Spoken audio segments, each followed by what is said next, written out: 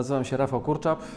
Obecnie jestem prorektorem do spraw nauki i rozwoju w Państwowej Wyższej Szkole Zawodowej w Tarnowie. Pamiętam do dziś bardzo dobrze chyba taki punkt zwrotny, kiedy tak na dobrą sprawę dochodziły nowe przedmioty do tego planu edukacyjnego. Dochodziły dokładnie, do dziś pamiętam, dochodziła fizyka, dochodziła chemia i być może jeszcze coś dodatkowego. Ja pamiętam, że wtedy po tej 6. klasie miałem tak złe oceny, nie powiem, że wszystkie złe, pamiętam 4 oceny dostateczne na koniec 6. klasy i wtedy mój tato powiedział jedną rzecz, to do dziś pamiętam.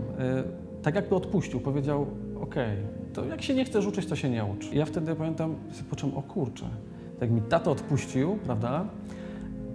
To znaczy, że to co, to już nie mam, nikt mnie nie popycha do przodu, prawda?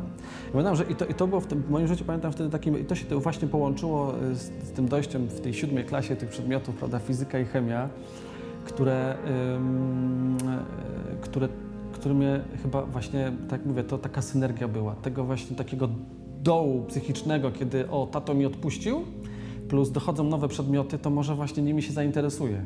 Jest to prawda, tak było. Ja poczułem, że kurczę, chemia i fizyka dają mi jednocześnie możliwość, mówię możliwość, w 7. klasie, po początek 7. klasy, możliwość wytłumaczenia tych zjawisk właśnie, które były kiedyś takie bardzo odległe, sięgnięcia za pomocą innych narzędzi, innej lupy, innej pensety, prawda, w głąb materii, zrozumienia dlaczego na tym poziomie atomów, cząsteczek chemicznych, prawda, zjawiska tam już, prawda, zachodzące, których my nie widzimy dzisiaj, determinują to, jak my dziś właśnie i odczuwamy, mówiąc choćby o naukach farmaceutycznych, prawda, którymi się dziś, chemii i farmacji, którymi się do dziś zajmuję, jak determinują to, jak my się czujemy, jak my postrzegamy bodźce, jak je rozumiemy, jak je interpretujemy. Fizyka mówiła jedno, ruch, dynamika, chemia mówiła druga, cząsteczki, atomy, to się wszystko ze sobą łączyło dla mnie właśnie w chemii i fizyce.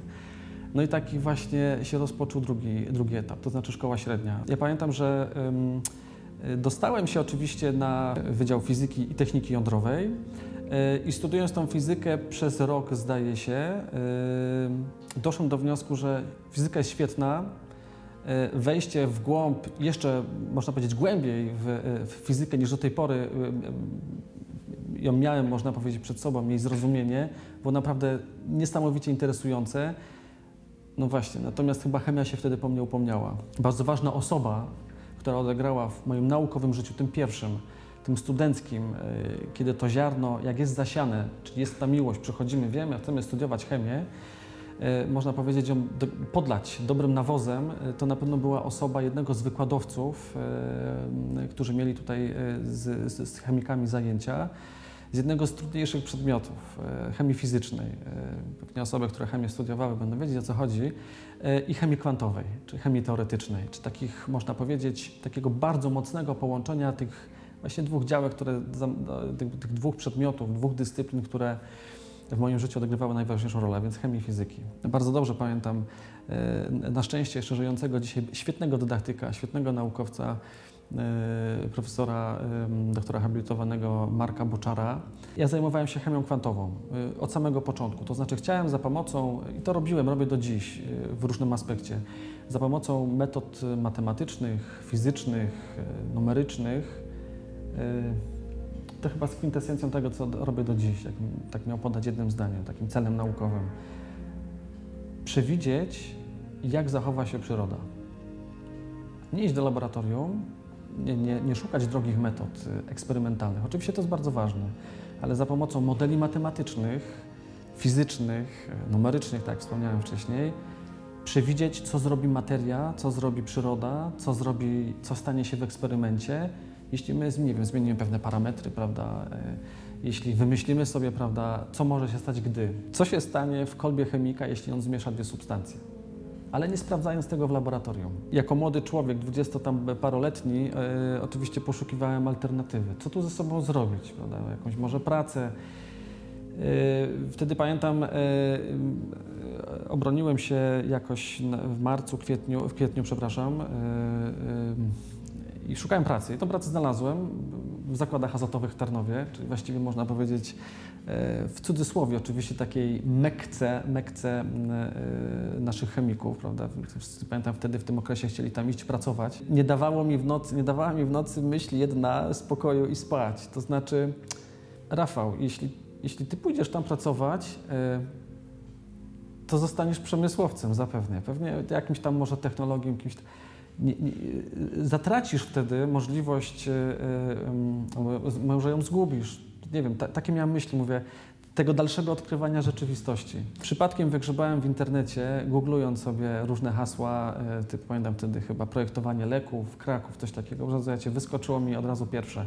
Zakład Chemii Leków, Instytut Farmakologii Polskiej Akademii Nauk w Krakowie. No i właśnie to w Krakowie mnie strasznie przekonało. Wtedy nie pamiętam niewiele myśląc, będąc w takim amoku, takiego szczęścia trochę, takiego uniesienia, wziąłem telefon, chwyciłem i zadzwoniłem od razu do kierownika tego zespołu, profesora, doktora habilitowanego Andrzeja Bojarskiego, który do dziś nim kieruje. I odbyliśmy strasznie świetną rozmowę wtedy, pamiętam, przez telefon.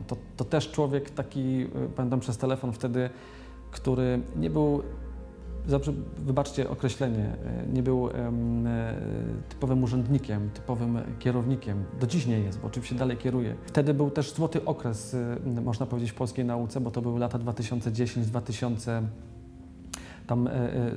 15, kiedy bardzo dużo projektów finansowanych z funduszy europejskich się pojawiało. Instytut Farmakologii wtedy ich bardzo dużo też dostał. Ja jako członek zespołu też w pewnym sensie zostałem w niektórych projektach też wrzucony na głęboką wodę jako kierownik zadań, młody człowiek. Dużo podróży po świecie, dużo współprac różnych, kontaktów z przemysłem. No i mówię, to co człowieka najbardziej cieszyło. Nauka, która jest praktyczna, grzebanie w atomach, projektowanie cząsteczek i w tym do dziś siedzę, można powiedzieć, naukowo. Pierwszą nagrodę, jaką dostałem, to była nagroda przyznawana przez Polskie Towarzystwo Chemiczne. Jest taka, mówię, nagroda bardzo znacząca za najlepszą pracę magisterską w dziedzinie chemia. Kolejna nagroda to była już nagroda w 2011 roku przyznana przez Fundację na Rzecz Nauki Polskiej i była nagrodą do dziś przyznawaną przez Fundację dla wybitnych młodych naukowców. Tak się ten konkurs nazywa i on jest do dziś. Co ciekawe, on jest chyba od 20 lat przyznawany, jak nie więcej. Nagroda bardzo prestiżowa. Dostawało ją, pamiętam, dostaje do dziś chyba 1 na 10 osób zgłoszonych.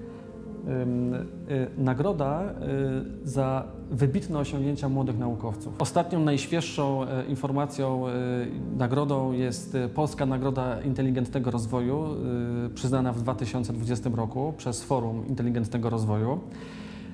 Nagroda, która jest o tyle ważna, że nobilituje naukowca, badacza za osiągnięcia w dziedzinie promowania nauki, robienia nauki, powiem nieładnie, która może się przyczynić do rozwoju gospodarczego naszego kraju, ale i nie tylko, można powiedzieć, w ogólności całego świata. Samo forum, na którym są m.in. przyznawane nagrody, jest świetnym miejscem, w którym się może spotkać biznes, nauka, przemysł, gospodarka i pewnie inni zainteresowani, którzy wokół tych wspomnianych dyscyplin krążą. Od lipca 2020 roku w Państwowej Wyższej Szkole Zawodowej w Tarnowie pełnię funkcję prorektora do spraw nauki i rozwoju i staram się swoim doświadczeniem, swoim czasem, zaangażowaniem, tą wewnętrzną mocą, jaką mam nadzieję, że jeszcze posiadam, prawda, zarażać kolegów, koleżanki, raczej na odwrót, koleżanki i kolegów tym bakcylem nauki. Okej, od czasu do czasu trzeba jakiś dokument podpisać, prawda? Tak w cudzysłowie, kolokwialnie rzecz ujmując, ale jeszcze częściej trzeba iść do zespołu, ten zespół utworzyć, ten zespół popchać dalej, mówię naukowo, zarazić jakimiś badaniami, prawda, nowymi, albo właśnie pchnąć stare do przodu.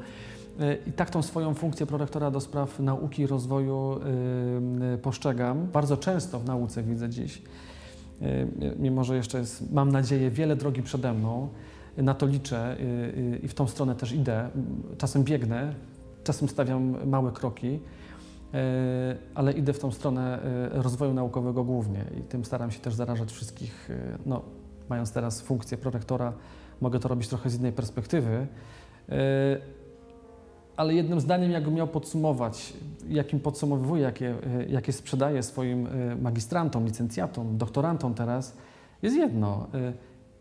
Idź do przodu, się nie zatrzymuj, nawet jeśli miałyby to być małe kroki. Jeśli miałyby to być 2 kroki do przodu, a potem 1 wstecz, to idź do przodu, nie zatrzymuj się.